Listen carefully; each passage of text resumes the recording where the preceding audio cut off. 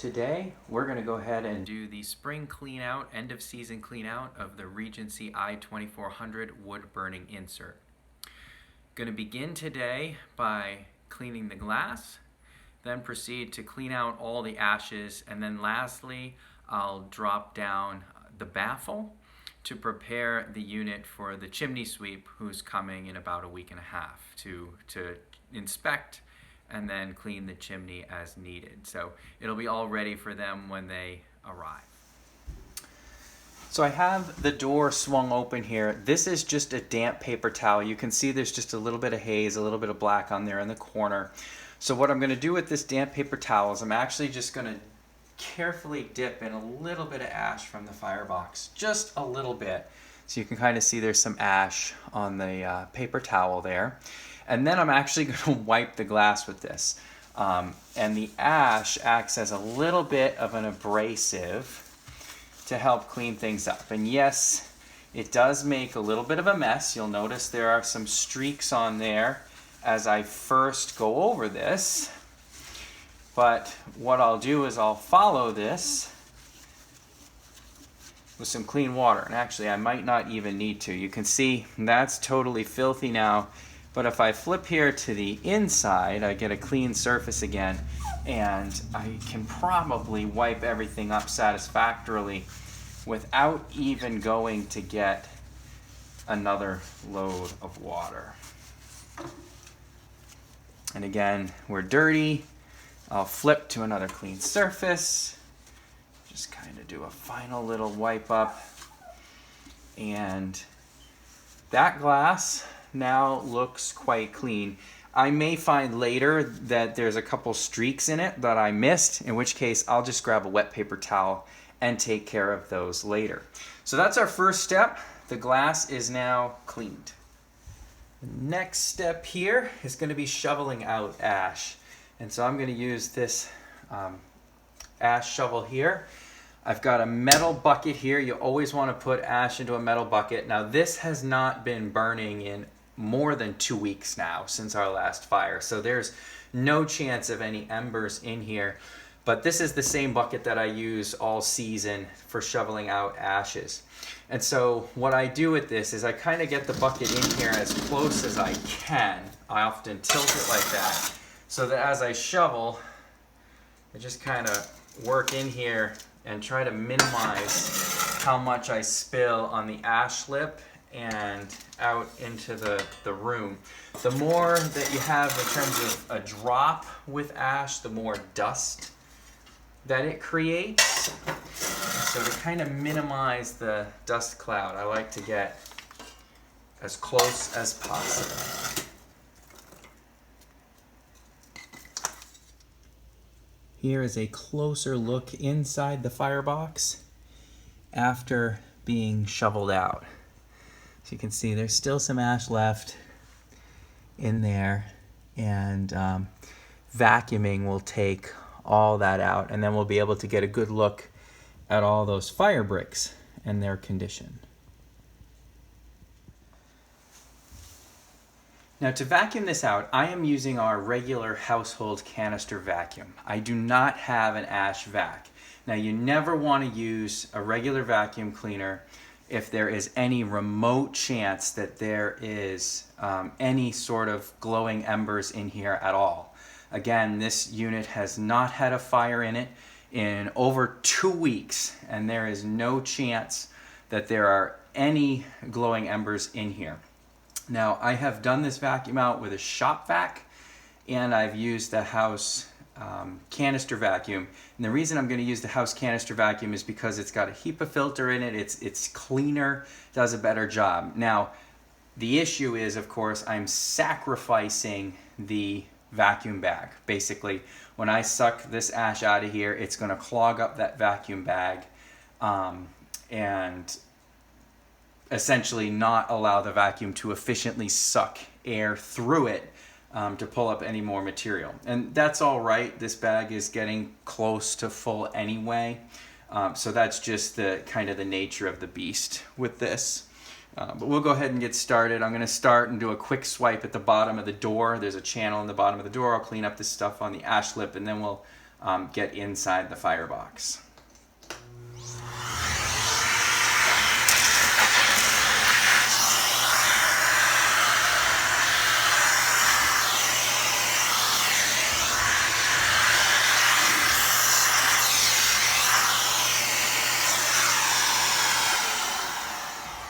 Now you'll notice I used that little brush attachment when I was doing the ash lit because that will reduce any potential for scratching the paint. But once I go inside the firebox, I'm actually just going to take that off because it's ultimately just going to collect and clog up with the ash. So let's go ahead in there and get going.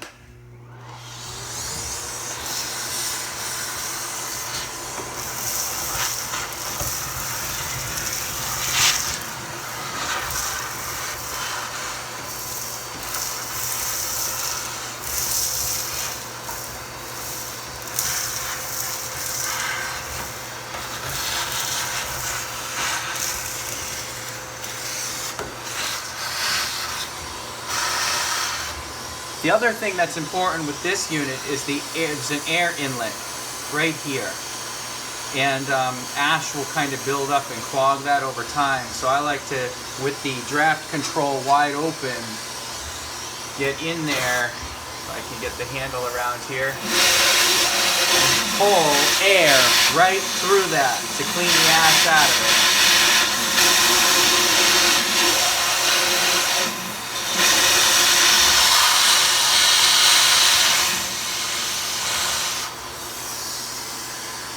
Should be good. Now that I've finished vacuuming, we'll take a closer look inside the firebox. So it turns out we do have 2 cracked or broken fire bricks back here. So this one, the crack is right there by my finger. Of course, I'm blocking the light a little bit. And then in this other one, it's right through there. And so just these 2 in the back. If we look at the sides, the side bricks and the bricks at the base of the firebox, those are all perfectly intact. So I don't have any new bricks. I'll have to pick up a couple of them to replace these 2. They're readily available at the dealer.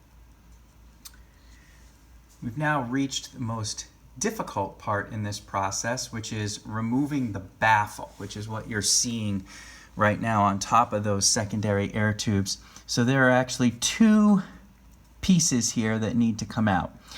Now, the Regency owner's manual suggests that you should remove this secondary air tube, which isn't difficult, but they suggest that you should remove that secondary air tube in order to remove the baffle.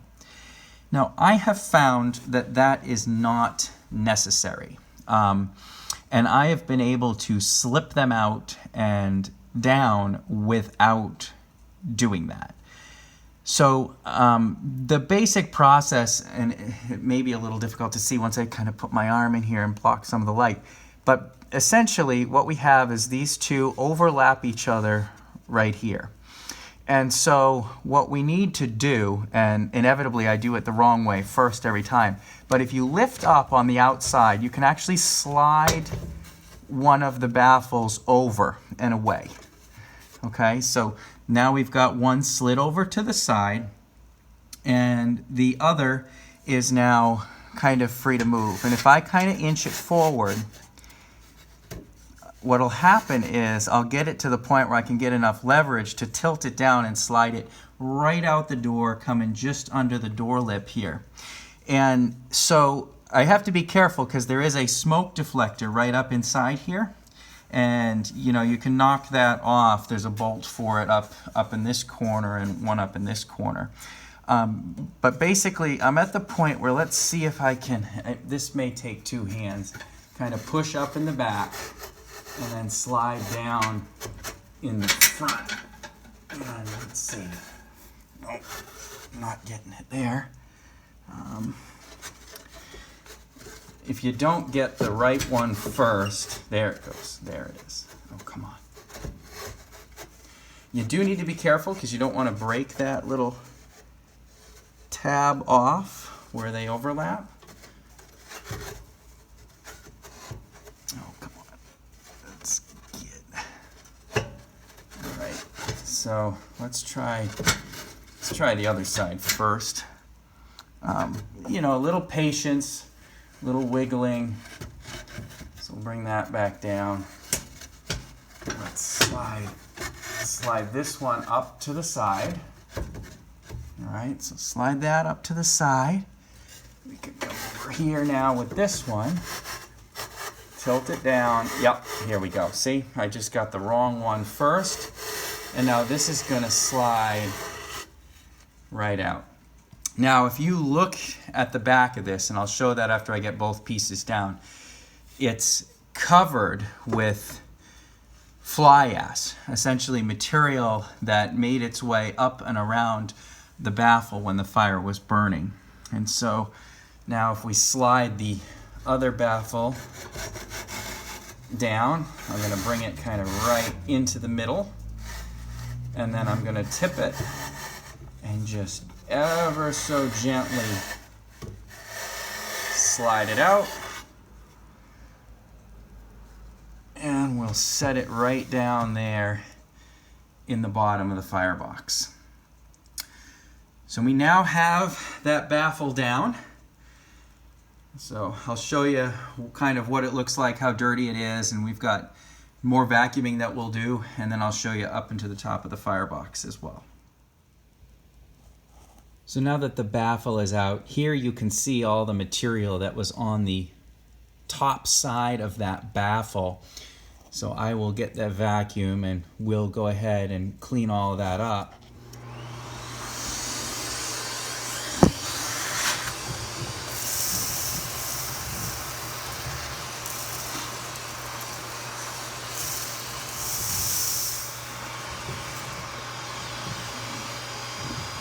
Grab that little brush just to give a sweep.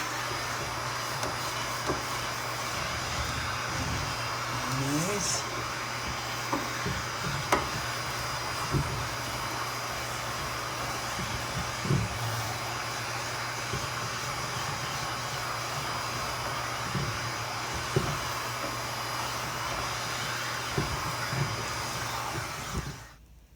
Just to show the results, this is now the top of the baffle after all that vacuuming. I do have a scratch here that's from earlier, one of the install remove cycles with this. But you can see nice and clean. This is the original baffle, and these are all the original fire bricks. They're 2.5 years and probably 12 cords burned at this point. So at this point, this is now cleaned out. You can see that flue exit back there. Cleaned out and just ready for the chimney sweep to come and give this a little bit of an inspection for the flue and then sweep it. And most likely, usually the way it is here is it's totally clean where it exits the unit, and there's some creosote buildup up top by the roof where the chimney projects above the roof, so the top 3 feet or so. Very little usually comes down, but they'll do a inspection and sweep, and then after that I end up putting the baffle back in and setting things back up. And of course I'll replace those fire bricks as well. So that's it. The Regency i2400 is now cleaned out and ready for the chimney sweep, and ultimately almost ready for the next burn season.